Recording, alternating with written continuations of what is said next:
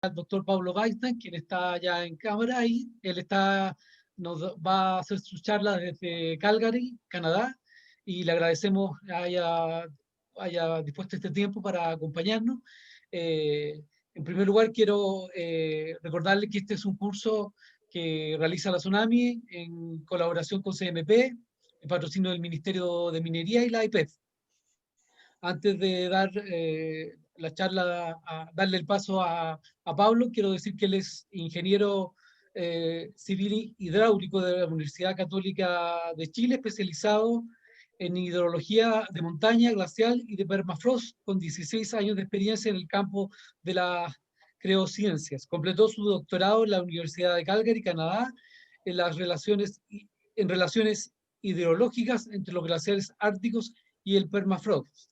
En la actualidad, se ha centrado en la evaluación de los ambientes glacial y periglacial del norte de Canadá y en los Andes secos de América del Sur. También ha actuado como asesor técnico de los ministerios de Medio Ambiente y de Minería de Chile y de Argentina.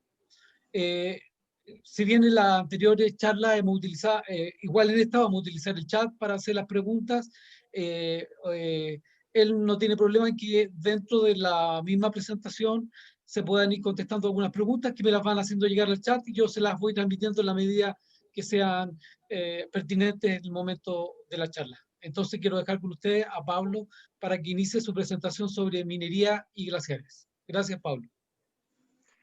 Buenos días a todos. Quisiera solamente preguntarte, Danilo, ¿ven bien mi pantalla y me escuchan bien? Sí, te escuchamos bien y quiero precisarle que Pablo nos dice buenos días porque allá en Calgary son las 9:30 de la mañana, así que a eso se debe el del buenos días, pero se Sí, de escucha veras. súper bien, dale nomás.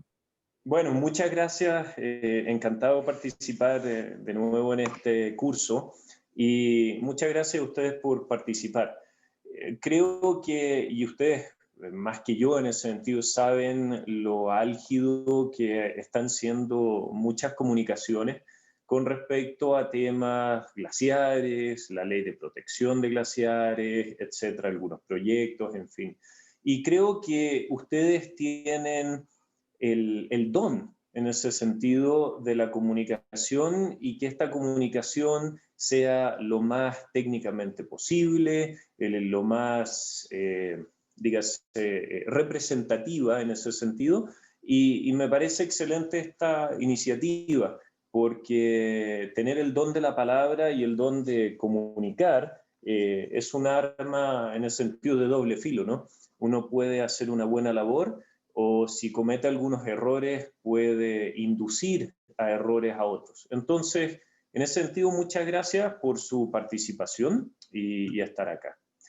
Bueno, como decía Danilo, sí, yo trabajo en BGC Engineering, que es una compañía que nos dedicamos hace muchos años, alrededor de 30 años, a lo que son las criociencias. Son ciencias de lo frío, es decir, todo lo que incumbe al ambiente que está congelado.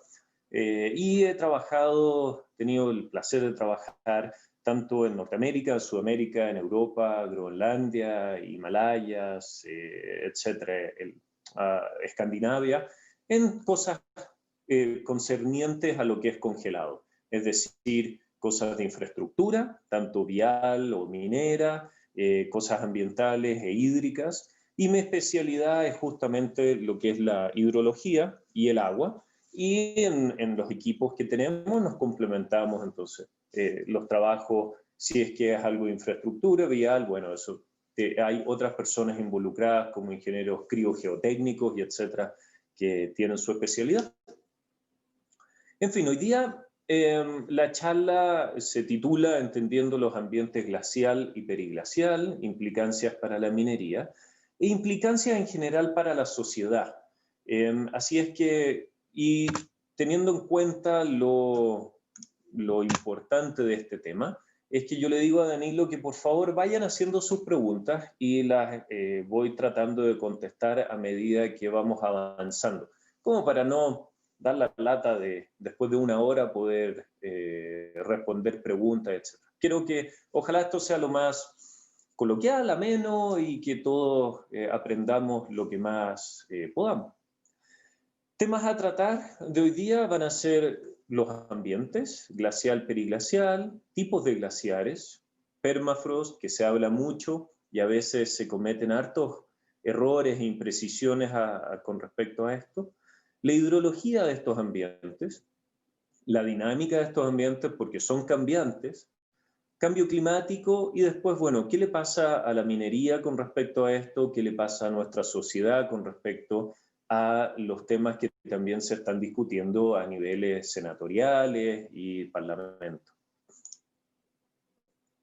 La criósfera, y este esquema es un poquito ocupado, dígase, que tiene muchos términos, pero fíjense lo siguiente, que la criósfera es el término que enmarca todo el ambiente que está congelado, todo el ambiente que tiene sus temperaturas bajo 0 grados, y dentro de este paraguas grandote que es la criósfera, hay un gran ambiente que se llama el ambiente glacial, y otro gran ambiente que es el ambiente periglacial.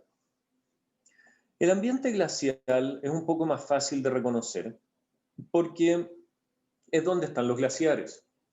Es el ambiente, es la zona de terreno, la geografía que está siendo geomorfológicamente, o sea, su forma, sus características, trabajadas por un glaciar. Es decir, por hielo superficial, el hielo que vemos, si ustedes están en Santiago, por ejemplo, y miran hacia la cordillera, pueden ver el glaciar del Plomo, que realmente el nombre es glaciar del Iber.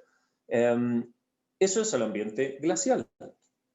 Ahora, y esto es lo primero que me gustaría que recuerden, y si se olvidan de todo el resto, por favor no se olviden de esto, que voy a decir ahora, es el ambiente periglacial. Lamentablemente, en este momento, incluso en discusiones parlamentarias, se está confundiendo mucho este ambiente. El nombre tiene el prefijo peri, ¿ya? Pero no es el ambiente que está en la periferia de un glaciar. Eso fue una definición rusa muy antigua, alrededor de 1800, que dijeron, bueno, este ambiente cuyos suelos están congelados, vamos a decir que es el ambiente que está alrededor de un glaciar. Esto no es así desde ya 1940, en que la Asociación Internacional de Permafrost, o IPA, International Permafrost Association, nos juntamos, yo soy miembro de los comités revisores de esa asociación, y definimos esto en base a trabajos desde 1940 y específicamente en 1947. El ambiente periglacial se define como el ambiente, o sea, la zona de terreno, la extensión de terreno, que su geomorfología se ve afectada por los ciclos de congelamiento y descongelamiento del suelo. Y para Sudamérica, siguiendo un geocriólogo muy prominente que tuvo Argentina, Arturo Corte, muchos años atrás, décadas atrás, se agregó la necesidad de que haya permafrost. Es decir, el ambiente periglacial básicamente es donde hay permafrost. Después vamos a ver qué es lo que es el permafrost, pero les adelanto que es un estado térmico del suelo, ¿ya? No tiene nada que ver si hay glaciares o no hay glaciares. Un glaciar no necesita el ambiente periglacial para su génesis, existir o permanecer.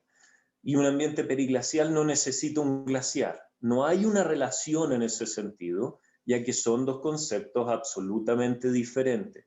Y yo veo que más gente se está incorporando al chat, perdón, a la reunión, y voy repitiendo estos conceptos para que esa gente pueda tenerlo presente. Entonces, el ambiente periglacial es el ambiente donde básicamente los suelos están congelados, donde hay permafrost. No es el ambiente alrededor o en la periferia de un glaciar. Y la IPA ya eso lo ha definido muchas décadas atrás. Cada ambiente tiene sus crioformas, es decir, expresiones del terreno, geoformas, ligadas a ese ambiente. El ambiente glacial tiene los glaciares, y muchos subtipos de glaciares. Y también tiene, por ejemplo, glaciaretes, en este caso, que es un glaciar más chiquito. Su composición es diferente, su génesis es diferente y también su subsistencia. Los glaciaretes tienden a desaparecer muy frecuentemente y otros también aparecen. Los glaciares no tanto. Y hay otras crioformas como estos manchones de nieve perenne y manchones de penitente. Ahora, el ambiente periglacial, la crioforma más característica es un glaciar rocoso. Y noten, por favor, que corresponde a un ambiente diferente. Un glaciar rocoso no es un tipo específico de glaciar, es una crioforma compuesta por permafrost del ambiente periglacial. Y esto no es nuevo, esto ya Capps, en su paper de 1910, fue el primero que introdujo el término rock glacier o glaciar rocoso, es decir, 110 años atrás. Y ahora nosotros estamos hablando de esto, está en boga y etcétera. Pero nunca se ha dicho que un glaciar rocoso es un tipo de glaciar, como en general se está confundiendo en este sentido en las conversaciones en Chile específico. Y hay otros tipos de crioformas periglaciales, que se las voy a mostrar después, como laderas de gelifluxión, Protalux rampart, terrazas de crioplanación, en fin. Pero quédense con que del ambiente periglacial, lo más prominente son los glaciares rocosos. Ahora, a nivel mundial, hay mucho hielo, ¿ya? Pero está distribuido heterogéneamente. Por ejemplo, ustedes ven en estos gráficos que a mano derecha, lo azulito, y voy a poner un puntero, pointer laser, ya. Y espero que se vea, por favor. Lo azul es la distribución altitudinal de glaciares, es decir, en Alaska están bastante más bajito la distribución de glaciares que, por ejemplo, en los Andes del sur o en general en Europa. En Europa está bastante más alta la distribución de glaciares. Y a su vez, a mano izquierda en los gráficos está la distribución de donde hay permafrost. En Chile hay muchísimo permafrost. Estamos haciendo modelaciones bien avanzadas a nivel de Chile, pero estimamos que pueden haber entre 40 y 50.000 kilómetros cuadrados de terreno en donde puede haber permafrost, en donde puede haber suelo congelado. Estos son extensiones equivalentes a la zona a la región de los lagos, una cosa así, que creo que tienen como 48.000 kilómetros cuadrados. En fin, y la distribución de permafrost es heterogénea y está concentrada en las cadenas montañosas, pero también en el Ártico. En el Ártico hay mucho permafrost, en Siberia hay muchísimo permafrost y no hay glaciares. Por ende, hay ambiente periglacial en esos lugares donde hay permafrost, pero no hay glaciares. Y en otros lugares hay glaciares, pero no hay permafrost. En Chile, si ya nos concentramos más a nuestro país, las zonas glaciológicas, según el Atlas del Agua del 2016 de la DGA, dice que en la zona austral hay 88% de los glaciares, zona sur el 7%, la zona centro un 4% y la zona norte un 1%. Y bueno, esto no es muy sorprendente porque a medida que vamos hacia el norte, las condiciones climáticas son cada vez más cálidas. Entonces hay menos posibilidad de tener ambiente frío que sustente un glaciar, pero también es más seco. Entonces hay menos precipitación que también sustente la formación, dígase, de un glaciar. Nótese, por favor, que los glaciares no se están formando. O sea, lo que vemos ahora y los números que ahora describo están todos en retroceso. Los glaciares se están derritiendo a un paso agigantado y eso el cambio climático es el responsable. Ahora, en términos de cambio climático, después voy a hablar de él, pero para mí es un proceso antropogénico, o sea, es un proceso que nosotros a nivel de humanidad hemos gatillado y hemos exacerbado desde lo que es la revolución industrial. Pero sí es importante que acá uno vea que en donde existen la mayor cantidad de parques nacionales en ese sentido en Chile, es donde existe la mayor cantidad de glaciares. Y por ende, uno de los mitos, quiero llamar, es que se dice que en Chile los glaciares están desprotegidos. Quiero recordar en ese sentido que tienen varios entes reguladores los glaciares, que eso no pasa en otros países. En Canadá, por ejemplo, no hay ningún ente regulador que regule los glaciares. Los glaciares se regulan y se protegen ambientalmente de otras maneras, pero no hay un ente regulador específico en ese sentido. Ahora, ¿qué tipos de glaciares tenemos? Y Danilo, por favor, anda haciéndome saber si hay preguntas y encantado las voy respondiendo. Tipos de glaciares, tenemos dos tipos de glaciares en términos térmicos dentro de lo que es un glaciar descubierto. Un glaciar descubierto, como dice el nombre, no está cubierto por roca, no está cubierto por detritos, sino que es el típico glaciar blanquito que uno puede ver en Patagonia, mucho de ello en el norte de Chile, en el centro de Chile, y que son blancos.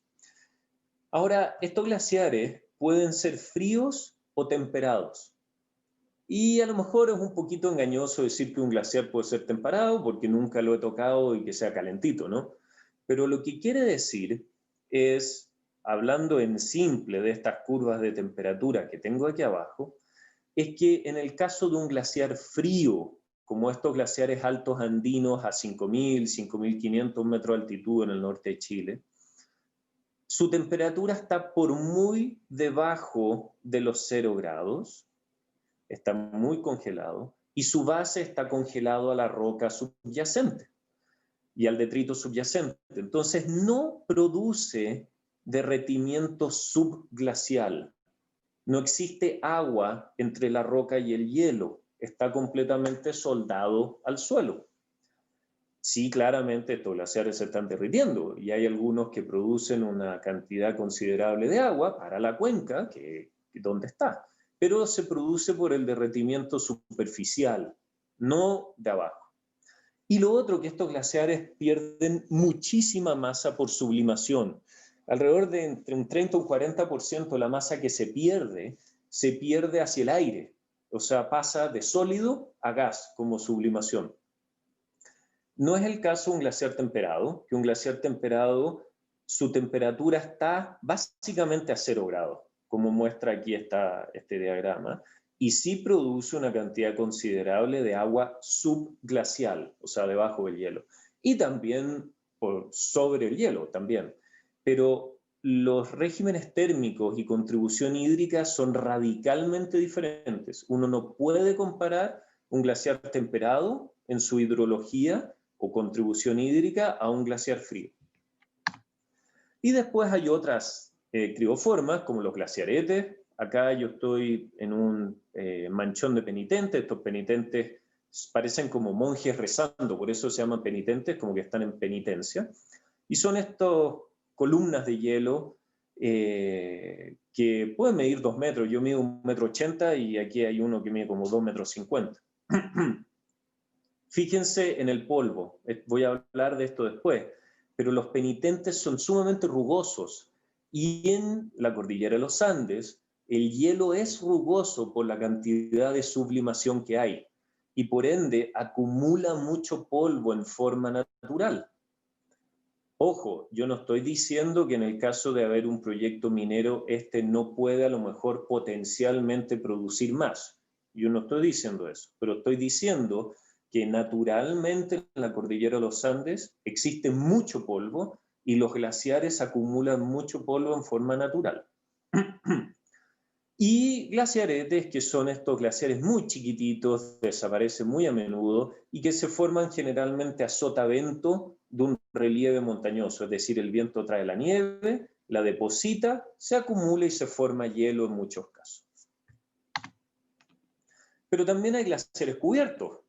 Estos siguen siendo parte del ambiente glacial y son, me gusta a mí decir, una torta de vainilla, así 95% hielo, y después con una cubierta de chocolate arriba, que es la cubierta de detritos que hay. Y si se fijan en esta imagen, esto en los Andes, hay muchas marcas de erosión lateral de las montañas y las pendientes laterales, y que han derivado en la acumulación de estos detritos, rocas, en fin, de diferentes tamaños, etcétera, sobre el glaciar. Y esta acumulación de esta cantidad de rocas protege térmicamente al hielo subyacente. Y este glaciar se va a derretir mucho más lentamente que un glaciar descubierto. Ahora, los glaciares, glaciaretes, glaciares rocosos, glaciares cubiertos, forman lo que es el ambiente glacial y, por ejemplo, este es una fotografía típica del ambiente glacial altoandino, es decir, donde están los glaciares, es el ambiente glaciar, esto en Argentina, por ejemplo, que es bastante diferente al ambiente glacial, y fíjense, en términos de escorrentía, que no hay mucha, es muy poquita, muy somera. Sí hay algunas vegas que generalmente se nutren de la hidrogeología del lugar, pero es muy diferente a lo que es el ambiente glacial en Chile central. Estos glaciares están bastante más en retroceso, están bastante más, entre comillas, sucios de detrito, y están en degradación, en franca degradación. Estos también, pero tienen otra característica por estos ser fríos, y por ende hay menos escurrimiento de agua, que acá, que estos son temperados, y entonces también el agua hace acumular más detritos y etcétera sobre la superficie del hielo. Y muy diferente a lo que es también el ambiente glacial en Chile y Chile patagónico. O sea, esto es Campo Hielo Sur, por ejemplo, y hay una cantidad de hielo enorme, de espesores muy grandes, y hay muchos de estos glaciares que ya entran a un fiordo y tienen una lengua flotante en agua marina. Estos fiordos fueron valles que estuvieron llenos de hielo en la última glaciación, y después se fueron retirando con el calentamiento global. El agua del océano entra y forman estos fiordos. Y aquí una nota entretenida, que geopolíticamente es complicado en el sentido, por ejemplo, la delimitación entre Chile y Argentina, porque según los tratados, entiendo yo, sin ser abogado, que Argentina no tendría paso a través o cortando a Chile, pero cuando se firmó ese tratado no se concebía el cambio climático. El cambio climático está haciendo que incluso hayan fiordos que pudiesen ser transfronterizos en Patagonia. Entonces, complica la situación. Ahora, ¿qué es el permafrost? Y esto es un concepto que básicamente se está usando mucho, y lamentablemente hay harta o desinformación, y esto, por eso es súper bueno que ustedes estén aquí, y entonces hay bastante malentendido al respecto. El permafrost, primero, no es un tipo de suelo, no es una crioforma, sino que es un estado térmico del suelo. Se define por la IPA desde hace muchas décadas atrás como suelo o roca con o sin agua, es decir, puede ser suelo seco o puede ser suelo con hielo, que ha permanecido a 0 grados Celsius o menos por 2 o más años consecutivos. No tiene nada que ver si hay un glaciar o no, no tiene nada que ver si tiene hielo o no. Es simplemente un estado térmico. Es, por ejemplo, a mí me gusta dar el ejemplo de mi hijo. Mi chiquito, cuando está enfermo, su estado térmico es febril. ¿Por qué? Porque el niño tiene una temperatura más de 37 grados Celsius. Porque el chiquito está enfermo. ¿Cómo está mi suelo para hacer permafrost? Su temperatura está bajo los 0 grados Celsius por 2 o más años consecutivos. Esa es la definición. No tiene nada que ver si tiene hielo o no tiene hielo. Puede ser una roca de basamento, un granito no fisurado, completamente competente, sin una fisura, sin nada de hielo. Y puede ser permafrost si es que su temperatura está por 0 grados Celsius por 2 años o más consecutivamente. Ahora, térmicamente, si yo pincho el suelo, le hago un hoyo, no un hoyo, pero una perforación. En los Andes, la base del permafrost no llega hasta China, o sea, esto tiene un espesor y puede ser 80, 90 metros. En el Ártico puede llegar a 300, 400 metros. Pero encima del permafrost, que es esta capa de suelo que siempre está congelada y que sus temperaturas, tanto máximas como mínimas, son negativas, encima de esto hay una capita que se llama capa activa. Y se llama capa activa porque activamente se congela y se descongela en invierno y en verano. Entonces, esto no es parte del permafrost, sino que es la capa activa. En fin. Este permafrost puede tener hielo o puede ser muy seco. Hay casos que, por ejemplo, este trozo que yo tengo en mi mano tenía hielo, pero es invisible, ¿ya? Y tiene muy, muy, muy poquito hielo, casi nada. Ahora, esta pared, hay una pared aquí de clastos que está siendo cementada por hielo y que sin este hielo la pared se cae. O hay trozos de hielo macizo en el suelo a veces.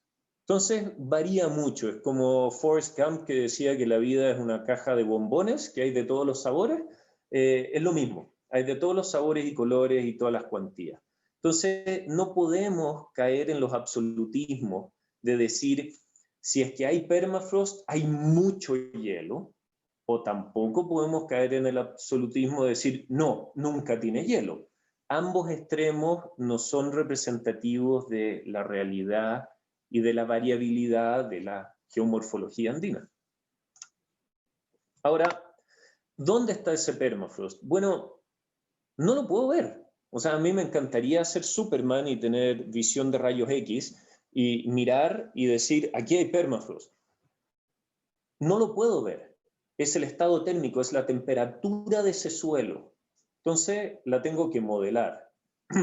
Y la IPA reconoce el término de permafrost de montaña, que es heterogéneo. No, yo no puedo decir desde una altitud de 3.947.5 metros para arriba todo es permafrost. No, no. Es cierto que entre más alto estoy, más frío es y por ende hay más probabilidades de tener permafrost. Y este modelo, por ejemplo, dice que en sus colores más oscuros hay una muy alta probabilidad de tener permafrost y después a medida que vamos bajando los colores se hacen más cálidos, hay menos probabilidad y aquí en el fondo de este valle no hay permafrost. Y esto depende de muchos factores, altitud, vegetación si es que hay o no, carga nival, exposición, orientación solar, en fin. Pero el punto es que yo no puedo determinar un área exacta de decir, trazar una raya. Señores, de aquí, de esta raya para la izquierda hay permafrost y de la raya para la derecha no hay. Entonces, operativamente es complejo.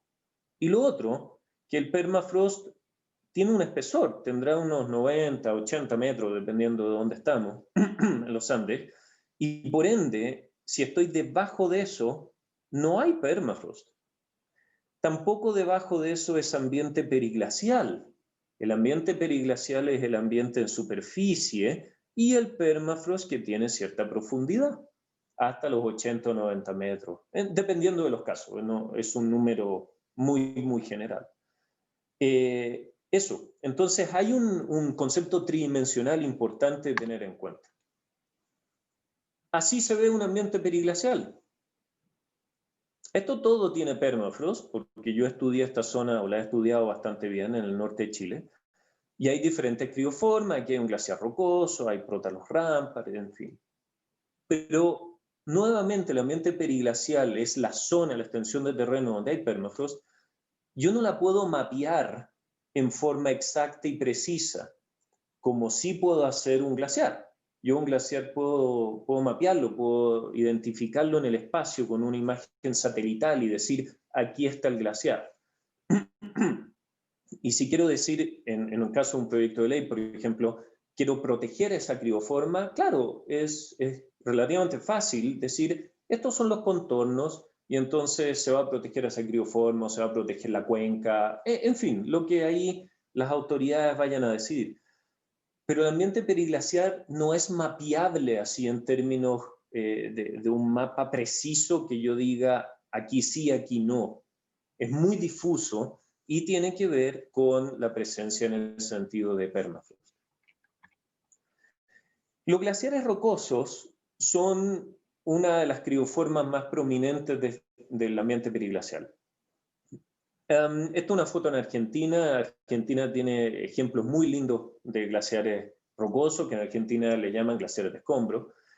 Y para formar un glaciar de escombro o glaciar rocoso necesito un circo de montaña, con el cual me suministre de rocas, de detritos, que caigan, se acumulen aquí en un poquito una planicie, más o menos, y que haya nieve, que se derrita, se infiltre el agua y se recongele.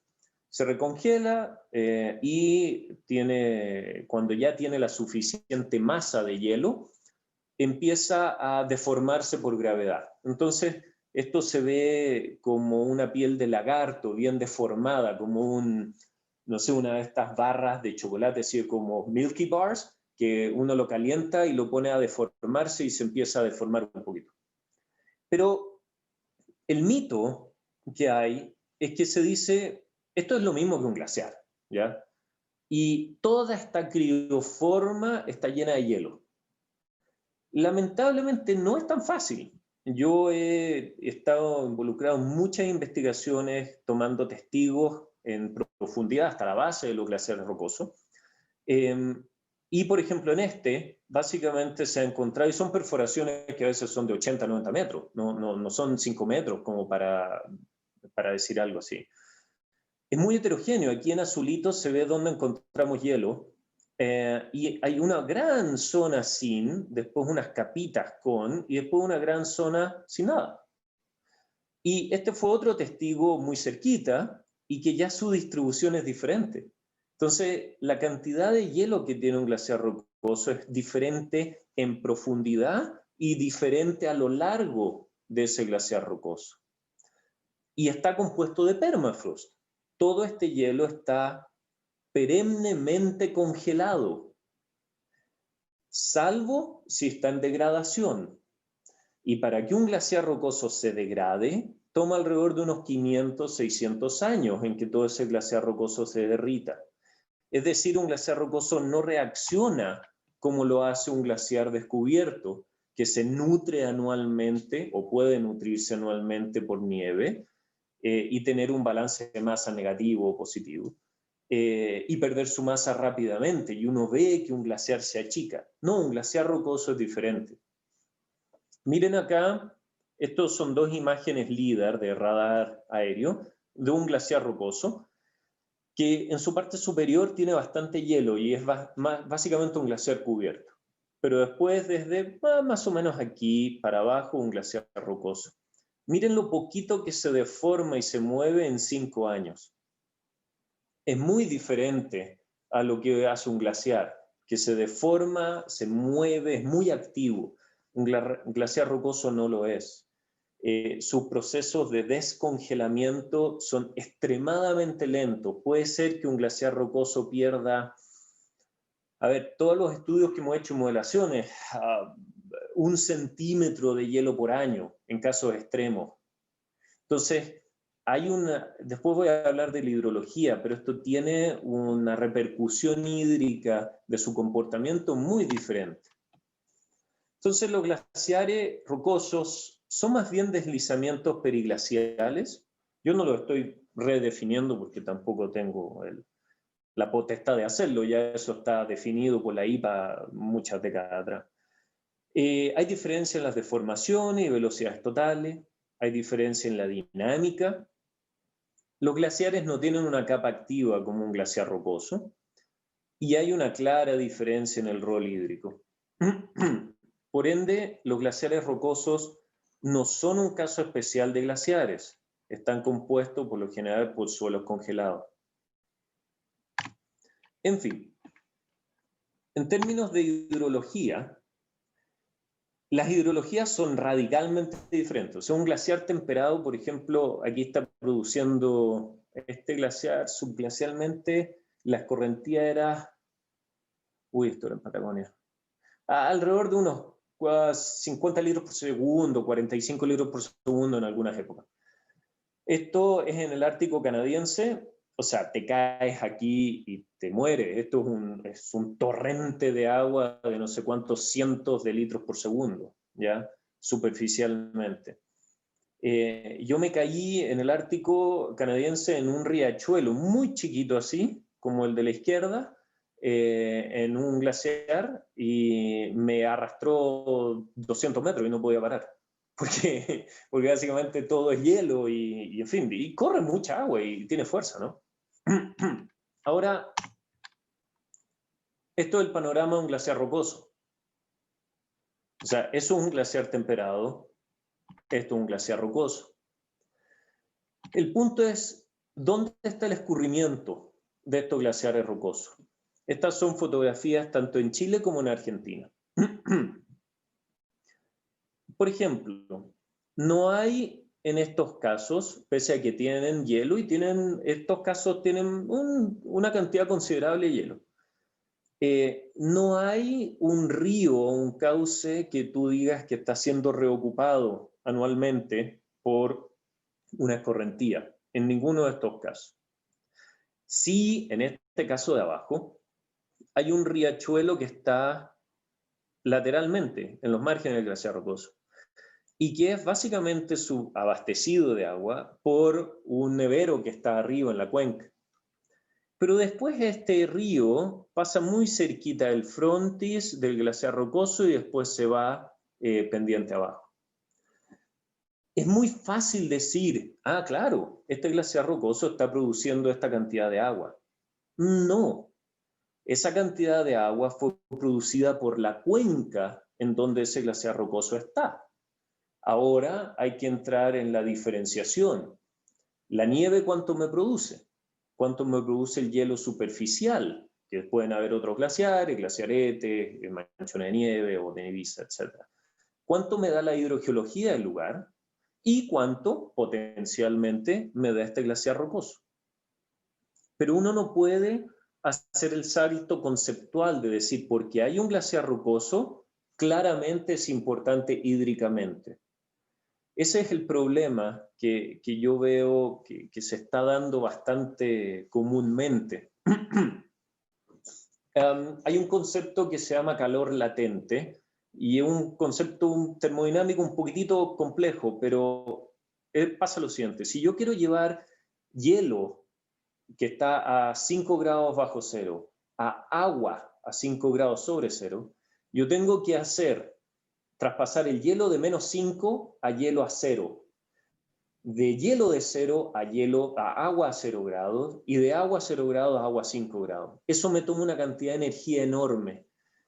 El calor latente es el calor de cambio de fase, que los glaciares rocosos tienen mucho calor latente y por ende es muy difícil que se descongelen.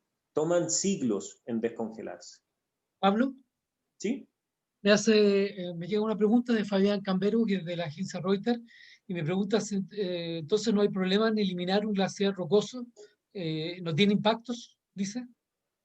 No, yo creo que, Fabián, en mi discurso no me gustan los extremos, porque yo creo que en los extremos están los errores.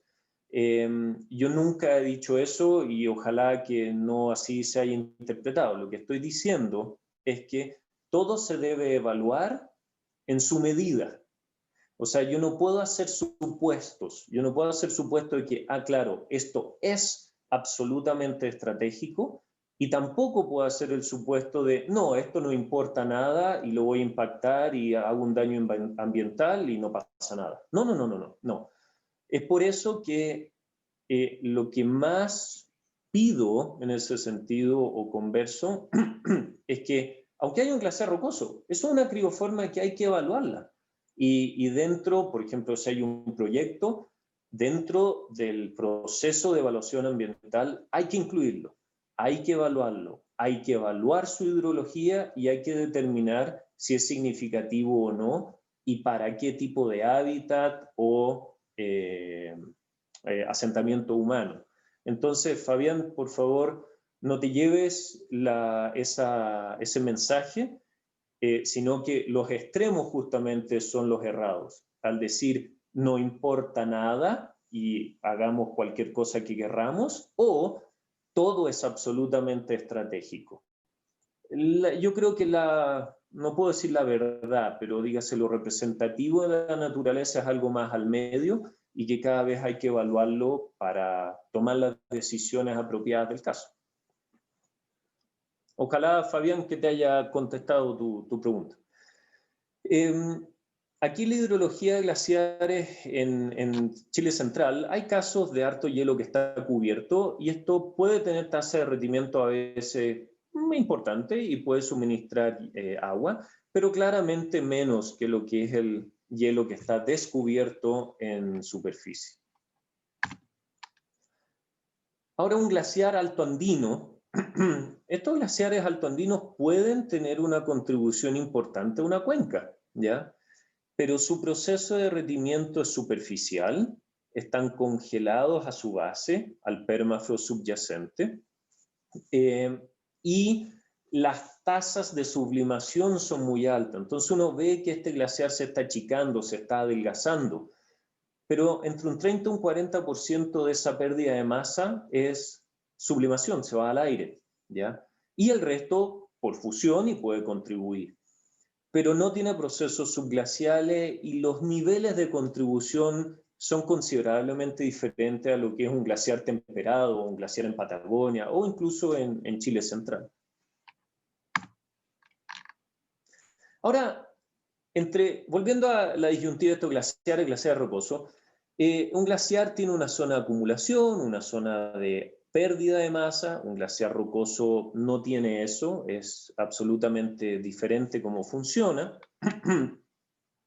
Y cuando hay un balance de masa positivo, dígase, para un glaciar, este puede crecer. No hay glaciares que estén realmente creciendo ahora por balances positivos. Sí hay casos excepcionales que uno puede ver que estén creciendo, pero más a expensas de otros que los nutren. Pero un glaciar rocoso no se nutre anualmente como lo puede hacer un glaciar descubierto, que su balance de masa es positivo. Ahora, cuando tenemos un balance de masa negativo, los glaciares pierden su masa, se derriten, se descongelan, retroceden, y los glaciares de escombro rocoso simplemente se asientan, pierden su hielo en algo de escurrimiento, muy lentamente, y se quedan sin hielo como un glaciar rocoso inactivo o relicto. Pero no retroceden. Entonces también hay veces yo he escuchado decir, bueno, pero este glaciar rocoso no está retrocediendo. Es que nunca va a retroceder porque las piedras no pueden saltar ladera arriba, sino que las rocas están ahí y lo único que hacen es adelgazarse y quedar como un montón de rocas.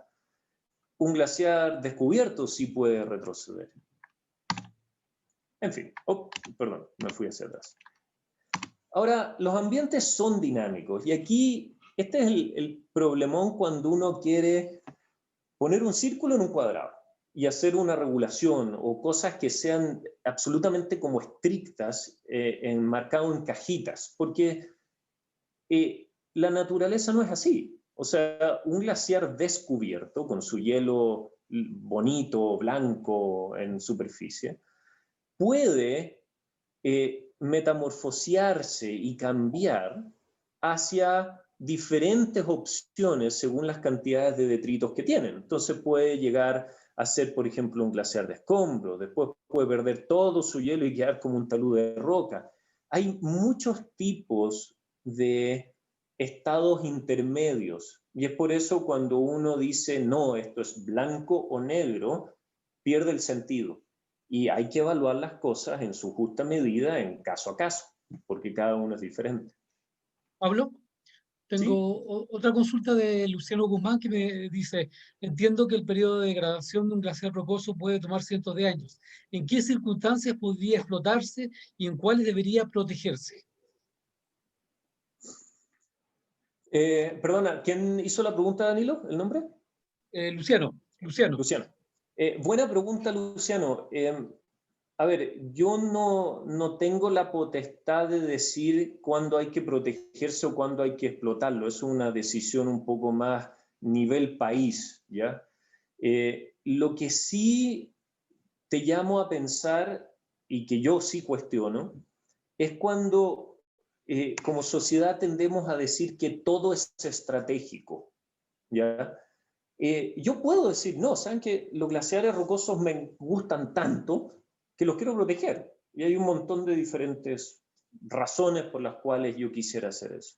O saben que realmente en este caso en particular hay un emprendimiento que el país necesita y que está a lo mejor sacrificando en ese sentido un componente ambiental. Eso no es, esas son dos opciones bien extremas. Yo creo que la realidad está más al medio y en este momento uno lo ve en los proyectos. O sea, yo en Chile no conozco proyectos que se estén presentando ahora que abiertamente digan yo voy a ir a excavar un glaciar. O sea, eso socialmente no tiene licencia social actualmente. Las autoridades, yo estaría muy sorprendido en el sentido que lo aceptaran, ¿no? Pero me gustaría dar la vuelta un poco la pregunta, porque es mejor decir, ¿cómo podemos hacer que las actividades sean compatibles? Nuevamente, no los extremos, sino que compatibilicemos las cosas. Si el país necesita desarrollo, pero no un desarrollo voraz a cuenta de cualquier cosa, pero sí lo necesita. O sea, el bienestar que todos tenemos y queremos necesita recursos sociales del país, salud, educación, etc. Y la minería claramente que provee mucho de esto. Pero se tiene que hacer de manera responsable, sustentable, y hay maneras de hacerlo que se pueda hacer en forma amigable. Y aquí es donde yo creo que la sociedad tiene una importante labor de cuestionar, de decir qué pasa, de pedir explicaciones, pero aún son de contribuir a que las cosas se hagan mejor, más que se polaricen extremos en ese sentido. Ahora, estaba hablando de diferentes ambientes, glacial, periglacial, y estos nuevamente son muy diferentes. Ya un glaciar no necesita el ambiente periglacial y viceversa, pero sí tienen interacción espacial. Y aquí vemos como el ambiente periglacial se empezó a comer al ambiente glacial, ¿ya? Y entonces repta y se morfa. Aquí el ambiente glacial, aquí había un glaciarete grande, ya no está, y entonces el suelo empieza a congelarse y el ambiente periglacial como que empieza a ganar terreno, ¿no? Ya que el ambiente glacial se fue. Pero esto depende de caso a caso. Y hay procesos naturales que, por ejemplo, aquí yo estoy en un lugar que, si bien aquí ven un caminito, es el caminito que nuestras camionetas hicieron, porque hay un lugar de investigación en el norte. Esto en Argentina. Aquí no hay emprendimientos de nada y hay una cantidad de polvo en diferentes capas de este glaciar enorme, que arribita se ve así, son penitentes, que hay mucha cantidad de detrito. En este caso, en forma natural. En otros casos puede no ser forma natural, así que por favor no se me malinterprete en ese sentido. Y todos estos procesos tienden, o sea, el suelo también cuando se derrite la nieve, el agua escurre, se lleva material y empieza también a cubrir hielo en diferentes cantidades, diferentes lugares y procesos. Son procesos naturales que claramente, yendo a las preguntas que me acaban de hacer, pueden haber actividades que potencialmente las aumente. Y eso es lo que debemos cuidar, de que esas actividades humanas no aumenten estos procesos. Pero los procesos están y son naturales. Y por ejemplo, esto se llama cubrimiento por derretimiento, en donde un glaciarete puede ir cubriéndose de detritos porque simplemente el glaciarete es como una torta de panqueque. Me encanta el panqueque naranja, es mi favorita, y tenemos un panqueque, tenemos naranja, panqueque, naranja, etc. Pero si yo me como todos los panqueques y le dejo solo la naranja, al final arriba queda cubierto de naranja, ¿ya? Porque le saqué los panqueques.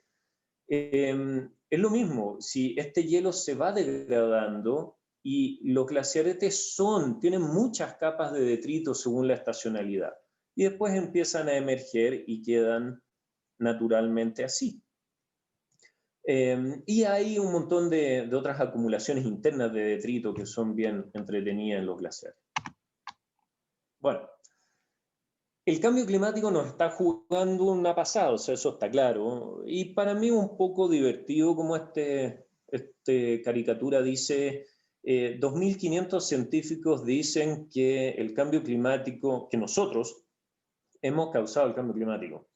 Y aquí una persona dice, me gustaría una segunda opinión.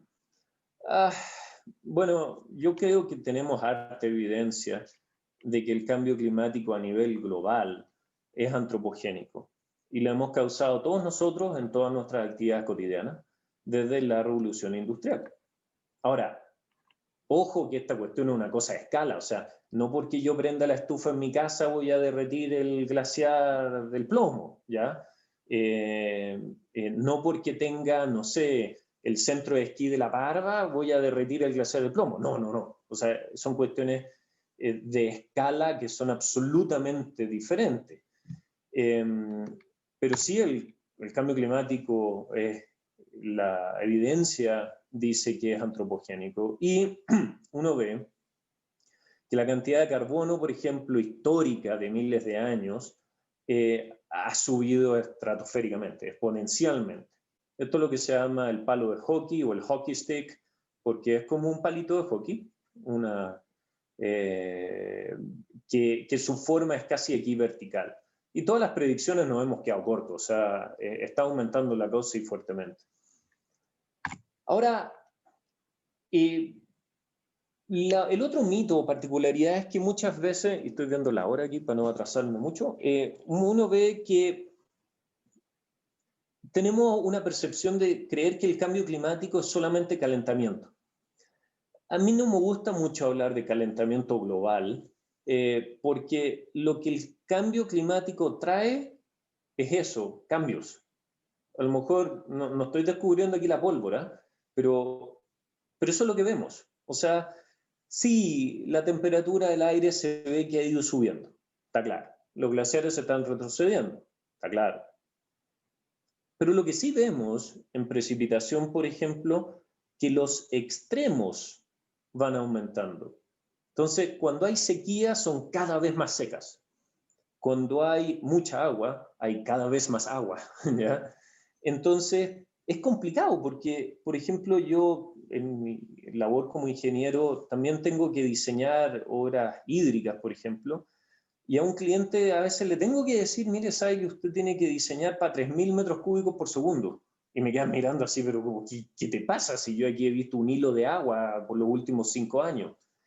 Sí, pero si considero el cambio climático, de hecho los extremos han sido cada vez más extremos y la obra tiene que ser capaz de manejar esa agua.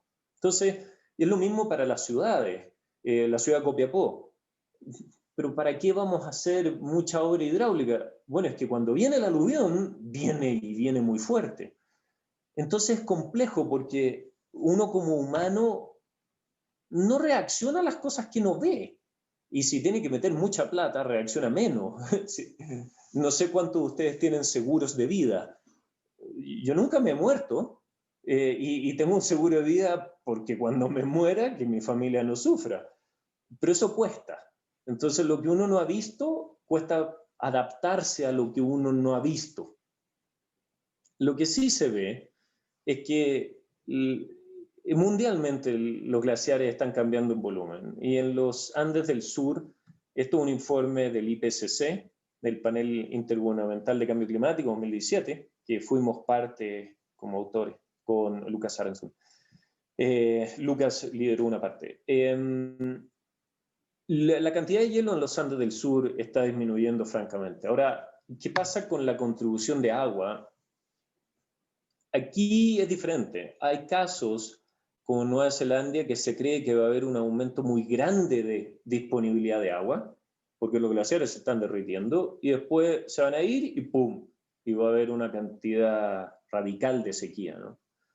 En los Andes del Sur, estas modelaciones ya hay que tomarlas como una modelación, nada más. Dice que va a ir increciendo la disponibilidad de agua en general por el derretimiento de hielo.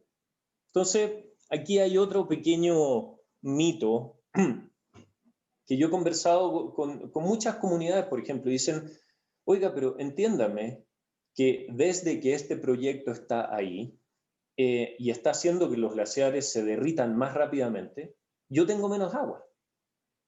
Entonces, yo le digo, lo entiendo, sí, lo entiendo porque usted está sufriendo como productor agrícola, por ejemplo, un predio chiquito, no tiene agua y es complejo para usted. Pero es incongruente porque si usted me dice que se están derritiendo más rápido los glaciares, usted va a tener más agua, salvo que hayan intervenciones aguas arriba que estén sacando el agua, pero eso es otra avenida de pérdida de agua. Pero el hecho que el cambio climático esté derritiendo glaciares, en general hace que haya más agua, pero eso es enmascarado por la sequía enorme que tenemos en términos nivales. O sea, Santiago, por ejemplo, a lo mejor muchos de ustedes están en Santiago, se suministra mayoritariamente por nieve, por el derretimiento nival y por la acumulación de esa agua de derretimiento nival en diferentes embalses. Y eso es lo que tenemos que hacer en términos de cambio climático. Tenemos que aprender a adaptarnos. Yo tengo pocas esperanzas que entre nosotros, que somos 83 participantes, que veo aquí el numerito, digamos, chicos, nos vamos a poner de acuerdo, no vamos a comprar nunca más un auto, o voy a tener mi auto por 40 años hasta que ya no de más.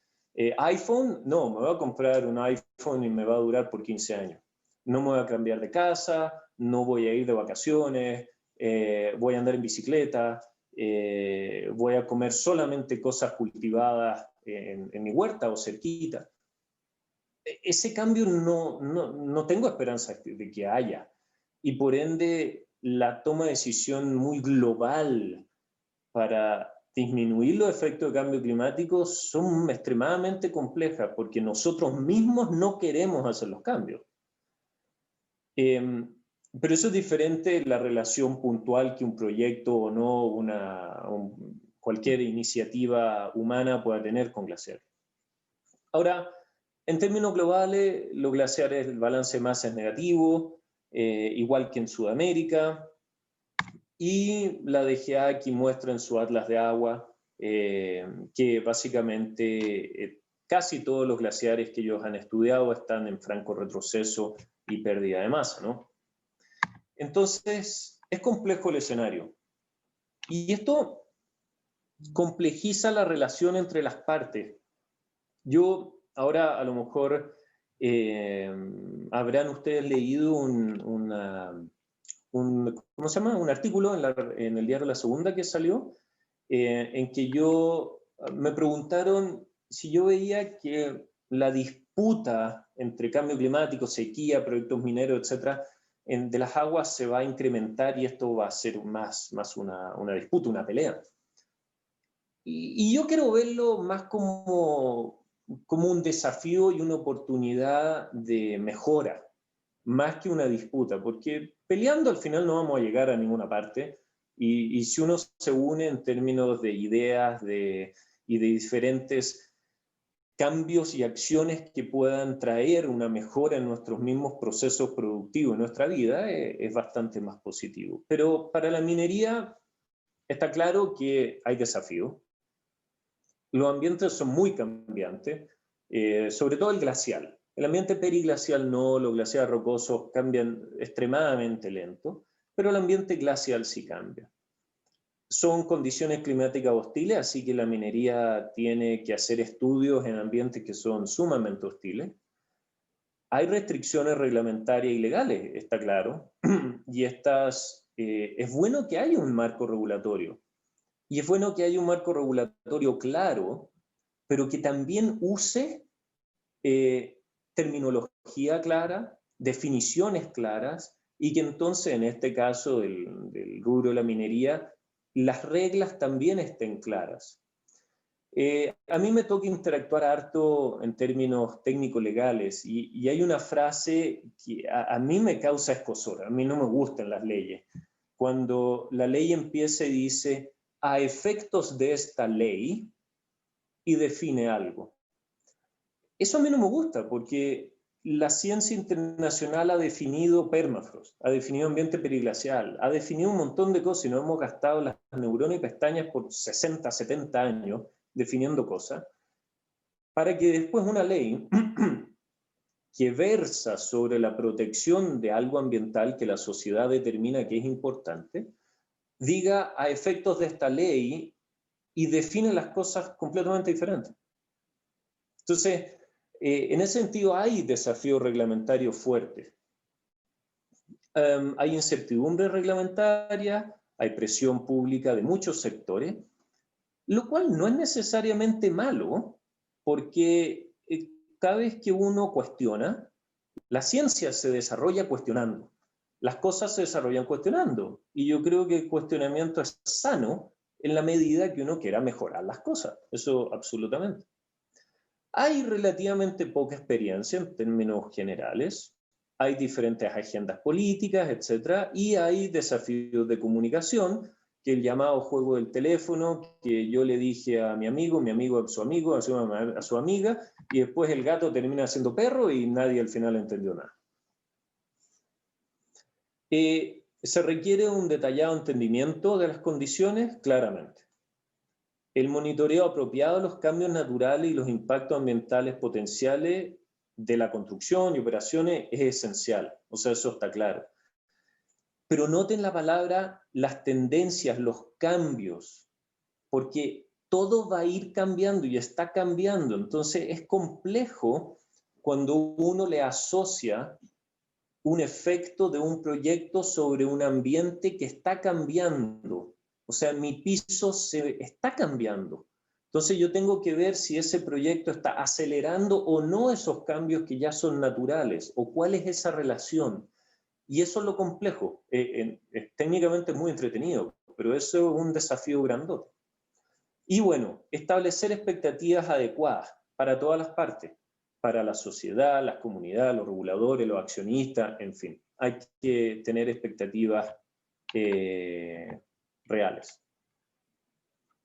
Esto creo que ya lo hemos tocado y quiero dejar más tiempo para preguntas, pero sí hay un punto acá que me gustaría recalcar esto. Expectativas que regulaciones sobre glaciares protejan del cambio climático y sus efectos. O sea, chicos, perdón, pero aunque escribamos leyes, aunque las máximas autoridades dictaminen cosas, el cambio climático partió, o sea, la micro partió y detenerla es muy difícil. Entonces las expectativas tienen que ser claras en el entendido de que si la sociedad decide que proyectos de diferente índole no afecten directamente glaciares, eso es un aspecto. Pero no querramos creer que por tener leyes vamos a parar cosas que no pueden. Yo creo que eso toma cambios sociales grandotes que todos podemos aportar. Y de hecho, ahora con el COVID se vio que la cantidad de contaminación ambiental y etcétera disminuyó en casi todo el mundo, porque estábamos todos encerrados en la casa. Así que se pueden hacer cambios. ¿Pero queremos hacer los cambios como sociedad o no? Esa es otra pregunta de alta envergadura. Así es que con esto los dejo para que tengamos tiempo de conversar y preguntas y etc. Gracias, Pablo. Tengo aquí una consulta de Catalina Clausen que te pregunta, a futuro, ¿hay alguna posibilidad de traer agua del sur de Chile hacia la zona norte? ¿Cómo ves tú esa opción?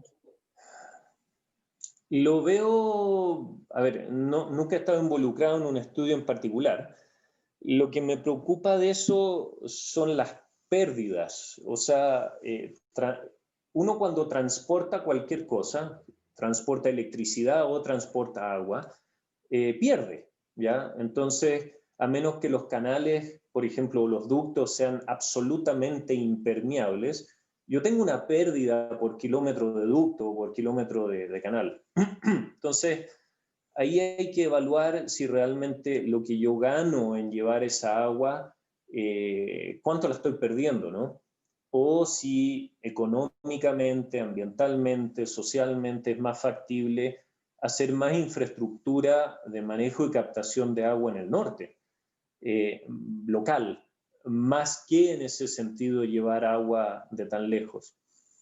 Yo creo que en eso las iniciativas de desalinización de agua marítima son bastante más prometedoras, porque tenemos costa en todo Chile, entonces no tienes que mover agua por 1000 kilómetros, pero la tienes que mover por 100 o 200 o 150 kilómetros, ¿no? Sí, nunca he hecho una evaluación para darte números, pero yo creo que ese balance de distancia entre fuente y receptor hay que evaluarlo harto para ver lo que son las pérdidas de agua en ese sentido y la energía que toma mover agua, porque no es gratis mover agua, a menos que tengas una pendiente que puedas hacer que escurra pendiente abajo, la tienes que mover de alguna manera y eso implica electricidad, porque implica bomba, en fin. Tengo aquí otra consulta de Silvia Riquelme. Dice, aparte de la definición de zona periglaciar, ¿qué otros errores conceptuales presenta el proyecto de ley de glaciares que se encuentra en el Congreso? Y junto a otra pregunta, ¿cuál es el impacto real de la actividad minera de Chile en los glaciares? Okay. El proyecto de ley, yo hice una presentación en el Senado, que si ustedes buscan mi nombre y dice Senado Chile, la van a encontrar en YouTube y ahí me explico mejor. Así que pueden tener más información ahí. Pero el concepto de permafrost, por ejemplo, ahora me parece que las últimas indicaciones fue mejorado, pero sigue diciendo que es un tipo de suelo, ¿no? Y no es eso. El proyecto tiene una cosa muy compleja, un error muy complejo, que es mezclar algo que espacialmente tú puedes identificar con algo que espacialmente tú no puedes identificar. Entonces, los glaciares, como decía, uno puede tomar una foto satelital, ¿ya? Y mapear el contorno del glaciar. Y si la ley establece, usted, señor, no puede hacer esto y esto y esto en un glaciar, es fácil que cualquier actividad humana diga, ok, estas son las fronteras, yo no puedo hacer nada dentro de esta frontera. Pero Chile tiene muchísimo permafrost. La ley actual, o perdón, la propuesta de ley actual quiere proteger el permafrost y proteger el ambiente periglacial. Son enormes extensiones de terreno. Entonces, por ejemplo, si queremos proteger el permafrost, que está presente en la mayor parte de los Andes, o sea, la cordillera de los Andes está cubierta de permafrost de tope a tope, a diferentes altitudes, en diferentes cantidades, etc. Pero está prominente, es prominente, no es algo específico. Y yo prohíbo que se haga cualquier cosa en permafrost, yo no podría tener carreteras en permafrost. O sea, y es más, si yo digo que esto es retroactivo y que todo lo hecho anteriormente lo debo cuestionar, yo tendría que estar cuestionando, no sé, el paso del Cristo Redentor. Está sobre permafrost, ¿ya? La carretera, los inmuebles, etcétera, están sobre permafrost.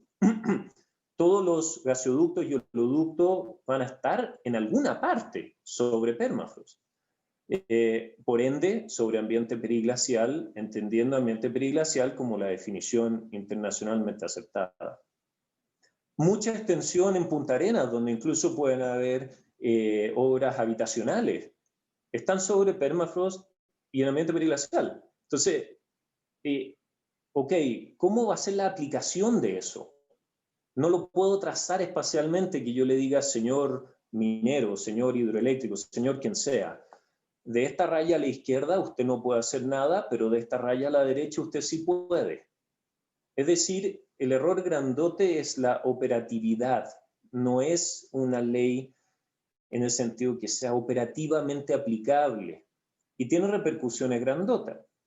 Ahora incluso leí en unas indicaciones que se quería incluir el espacio aéreo como parte del ambiente periglacial protegido. Yo me pregunto, entonces no pueden haber vuelos de Chile a Argentina, porque todo, o sea, los Andes tienen ambiente periglacial en toda su extensión, básicamente.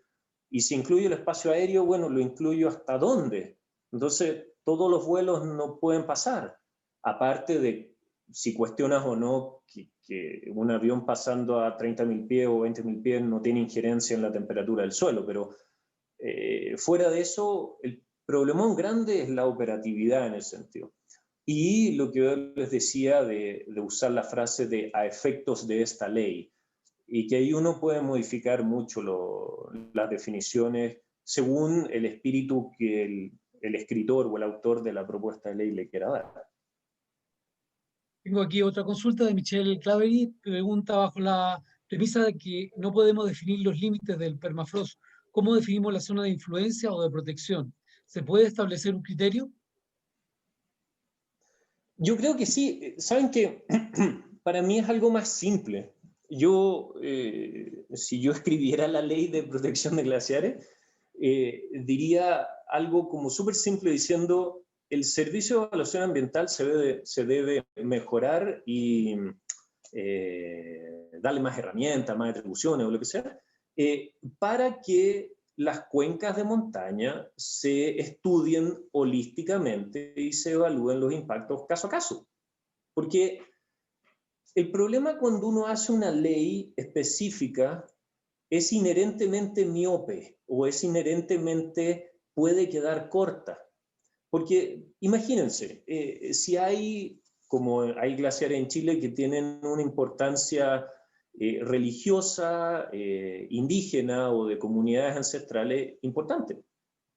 Eso no lo agarra una ley, una sola ley. Eso es el sistema de evaluación ambiental en su parte social de cada proyecto que lo debe agarrar. Y ahí la entidad regulatoria va a tener la potestad de decir sí, señores, no, señores, o por favor solamente hasta aquí y no para allá. Entonces, lo que hay que hacer es, lo que se hace en Canadá, por ejemplo, si en Canadá no existe una ley de glaciares, pero se estudia si un proyecto afecta, por ejemplo, la hidrología de esa cuenca y cómo la puede afectar, incluyendo todos sus parámetros, la nieve, glaciares rocosos, si hay permafrost, si hay hielo de suelo, etc. ¿Cómo lo afecta? Y si es que lo afecta significativamente o no. Es decir, a veces queremos sobreregularnos, pero la respuesta es más simple, es hagamos estudios completos y holísticos para saber realmente si eso, si ese proyecto o lo que sea la sociedad chilena lo quiere aprobar o el regulador lo quiere aprobar y cuáles son los efectos, porque a veces caemos en extremos diciendo nada debe permitirse porque todo afecta y todo es estratégico, o al contrario, otro sector de la población puede decir no, si esto no importa. Yo creo que hay que aunar criterios para hacerlo más consensuado. Pablo Diego Guzmán pregunta si en zonas australes como Punta Arenas se puede dar el fenómeno del derretimiento del permafrost que afecte zonas urbanas, tal como en Siberia. Hay varias cosas. Tendría que realmente ver la distribución de permafrost en la parte austral, pero llevándolo a lo general, claramente que donde hay permafrost y si ese permafrost se degrada o se descongela, porque quiero aquí hacer una corrección, el permafrost no se puede derretir, lo único que se derrite es el hielo que está en el permafrost. Acuérdense que el permafrost es el estado térmico del suelo, es decir, se tiene que descongelar o degradar. Pero depende, porque si ese permafrost, el suelo es de granulometría muy gruesa, o sea, grava, cascajo, cascote o lo que sea, grava, por ejemplo, en donde puede haber hielo, pero no hay más hielo que los espacios entre las piedras, si se descongela eso, no hay geotécnicamente un problema. Pero si el suelo es muy fino y existe hielo intersticial más grande que la porosidad del suelo en sí, ahí tenemos otro problema.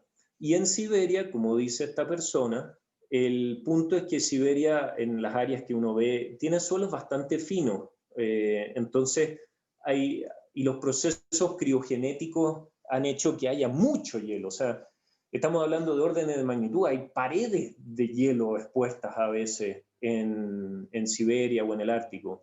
Eso no es lo que se ve en Sudamérica. Entonces, hay que tener cuidado en el símil. La posibilidad está. Y hemos visto que cuando el permafrost a nivel mundial se degrada, hay cada vez más peligro geológico. Las paredes de roca se desprenden más fácilmente, por ejemplo, hay más caídas de roca, etc. Pero hay que verlo caso a caso dependiendo del tipo de suelo, de las condiciones, de la cantidad de hielo, etc. Luciano Guzmán nuevamente pregunta, y aunque haya que estudiar los proyectos caso a caso, me imagino que hay un criterio mínimo. ¿Bajo qué circunstancias podríamos catalogar un proyecto como inviable? Y en base a eso, ¿deberían incluirse esas características dentro de la ley? Sí, Luciano, o sea, está claro, la ley de medio ambiente ya establece la inviabilidad de un proyecto cuando existen daños o efectos o impactos significativos, y la ley lo define, impacto significativo, y la suma de esos impactos significativos hacen que un proyecto sea inviable. O sea, nuevamente, yo no creo que haya que reescribir la ley de medio ambiente, salvo que expertos legales encuentren que hay que hacerlo, pero yo digo en términos glaciológicos e hidrológicos. El piso está, la ley está, la evaluación hay que hacerla. Entonces, el piso mínimo es saber, bueno, estoy impactando, por ejemplo, la hidrología en forma significativa, sí o no. Significativa en términos de su relevancia a diferentes hábitats, de asentamiento humano, etc. La estoy impactando significativamente porque mis obras están sobre un glaciar, cosa que ya socialmente eso no tiene licencia, por ejemplo. Entonces, tengan en cuenta lo siguiente. Chile es un caso bien particular porque ya el decreto 40 dictamina que si uno está en la cercanía de un glaciar, tiene que hacer una EIA y tiene que entrar al CIA por una EIA. Entonces, para un proyecto grandote o para modificaciones considerables, ¿no? Eso es ya un nivel de protección. No estamos hablando de que se hace cualquier cosa donde uno quiera, ¿ya? Y eso es diferente. En Canadá no existe eso. En Canadá no existe, por ejemplo, que porque yo esté cerca de un glaciar, yo tengo obligatoriamente que hacer una EIA. Porque después te vas a la fineza legal, que tanto gusta en Sudamérica. Pero si estoy cerca de una chinchilla, ¿tengo que entrar? Pero ¿y si es un ratoncito de cola mediana? ¿Tengo que entrar? Para mí la solución es más fácil. Evalúe el proyecto y evalúe si los impactos son significativos o no. Y no hay que complicarse en el sentido. El piso legal yo creo que ya está. Puedo sí cometer errores aquí, chicos, porque yo no soy abogado. Esta es mi interpretación técnica de las cosas. Agustín Vial pregunta si a tu juicio es necesaria esta ley, la que está en discusión en este momento. Sí, correcto. Agustín, y te veo aquí por cámara. No, ¿sabes qué? Yo creo que no. Yo creo que complica esta ley. Yo creo que es una sobrereglamentación de lo que ya se tiene. Tenemos que tener en cuenta que, bueno, la ley de parques nacionales protege una gran cantidad de glaciares que están en parques nacionales. El resto de los glaciares, tú tienes que entrar al CIA, ¿ya? Es diferente si la sociedad confía o no en el ente regulador. Es una pregunta diferente. Pero Pero si no confiamos, yo no estoy diciendo que esa es mi postura, pero yo confío en la entidad reguladora. Pero si como sociedad no confiamos, mejoremos la entidad reguladora. Mejoremos los profesionales, mejoremos el proceso, etc. Pero no nos pongamos ley sobre ley, que al final complica todo y lo hace menos eficiente. O sea, lugares en el mundo donde hay mucha protección ambiental y Chile los usa como un poquito íconos, que me gustaría hacer así cuando sea grande, no tiene tanta ley. La ley anglosajona es muy simple. Es ilegal, no sé, abusar de cualquier persona independientemente de todo porque es un humano. Y punto. Yo no tengo que hacer una ley que es ilegal abusar de un hombre de camisa negra que camina con zapatillas blancas. No, es una persona y por ende es ilegal traspasarle sus derechos humanos. Punto. Entonces es más simple, es más al hueso. Y que creo que no. A tu respuesta, Agustín, creo que no es una ley que vaya a hacer que se proteja más, sino que se va a hacer que se legalice mucho más, que se judicialice mucho más el sistema y que caigamos en detalles como lo que yo te decía, que a efectos de esta ley y se define una cosa por otra, negando experiencia de 70 años de ciencia mundial. No, yo sugiero en ese sentido mejorar las entidades reguladoras y fiscalizadoras para estar más contentos como sociedad, ¿no? Vamos con las últimas preguntas. Felipe Osandón, disculpa, dice, ¿cuántas son las multas que cursan por intervención e impacto significativo de los glaciares tanto en Chile como en otros países? Y si consideras que la ley chilena es más permisiva en ese aspecto. Uy, perdonen, no puedo hablar de multas porque no tengo la menor idea. O sea, aquí no sé. No es mi campo y no lo sé.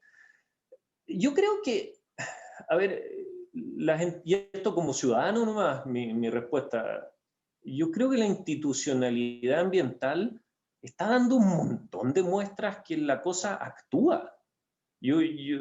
Últimamente han habido variados proyectos que han sido multados y que están siendo evaluados, fiscalizados, etc. La pregunta es si es eso suficiente o no.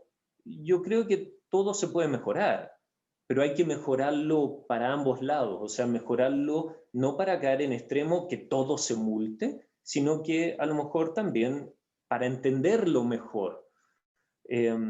Pero sí, yo creo que la institucionalidad ambiental en Chile está funcionando súper claramente. Y yo creo que los proyectos lo tienen claro y dentro de sus directores y directivos están muy claramente al tanto de la institucionalidad ambiental y cómo hay que hacer las cosas apropiadamente en ese sentido. Esta es una pregunta que quiero hacerte yo, Pablo. Me gustaría saber si existe, a propósito, hablabas tú de esto de mirar a otros países, ¿existe una ley similar en algún país y cómo ha funcionado de protección de glaciares? Mira, la única es la ley argentina, en la ley 26.639, que se llama Ley de Presupuestos Mínimos de Protección de Glaciares y Ambiente Periglacial. Y en Argentina esa se llama Ley de Presupuestos Mínimos porque la ley federal en Argentina, o las leyes federales en Argentina, según entiendo, es el piso mínimo. Y después las provincias pueden tener leyes que complementen al presupuesto mínimo que da el gobierno federal. Las provincias son las que tienen la potestad o la jurisprudencia de los recursos naturales, por ejemplo, dentro de su territorio. ¿Cómo ha funcionado? Yo creo que conozco bien el proceso de la ley argentina y adolece de errores conceptuales graves que también se han importado desde de Argentina hacia Chile en las propuestas en Chile en sí. También esa ley dice a efectos de esta ley y define al ambiente periglacial y lo define de una manera que no es la manera que el ambiente periglacial se define internacionalmente tampoco. Entonces, ninguna ley es perfecta, pero creo que tiene problemas y desafíos grandotes. Lo que sí tengan en cuenta que, según entiendo, puedo estar equivocado, pero según entiendo, Argentina nunca ha tenido una ley de medio ambiente como la chilena, en la cual se estipule directamente que si estás en las inmediaciones de un glaciar, tienes que entrar a hacer una IA. Y es por eso, según lo que yo interpreto, también la reacción un poco más extrema de la necesidad, a lo mejor interpretada de esa ley. En Chile ya está el decreto 40 en ese sentido y te obliga a entrar al CIA a ser evaluado tu proyecto.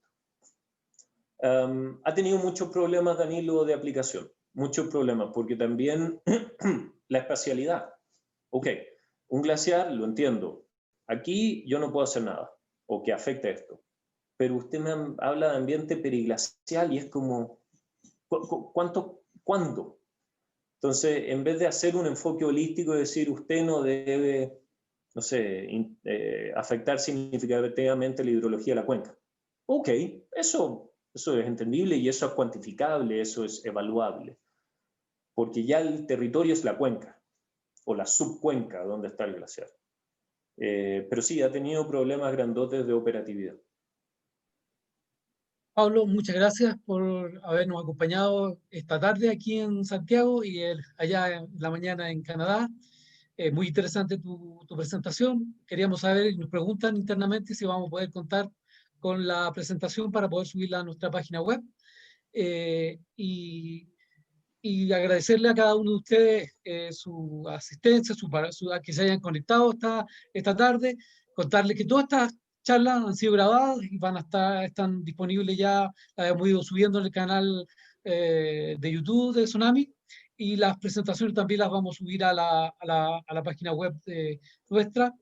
Recordarles que la próxima semana, el próximo jueves, tenemos la charla de Daniela de Solmó sobre la industria del litio, y el 1 de diciembre tenemos a la industria del hierro, sus características y perspectivas.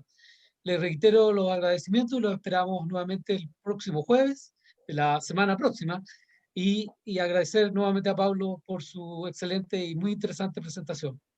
Buenas tardes. Gracias. Danilo, muchas gracias y por favor, yo no sé aquí cómo compartir mi correo electrónico en el chat, pero si te es posible a los inscritos, Sí, sí, mándales mi correo electrónico si tienen preguntas. Si me llegan muchos, me voy a tardar harto, estoy ocupado, pero si quieren, ahí uno puede responder preguntas o conversar después, si es del caso. listo. Muchas gracias, Pablo. Gracias a todos. Ok, Que tengan que buen estén muy día. bien. Chao. Gracias. Chao.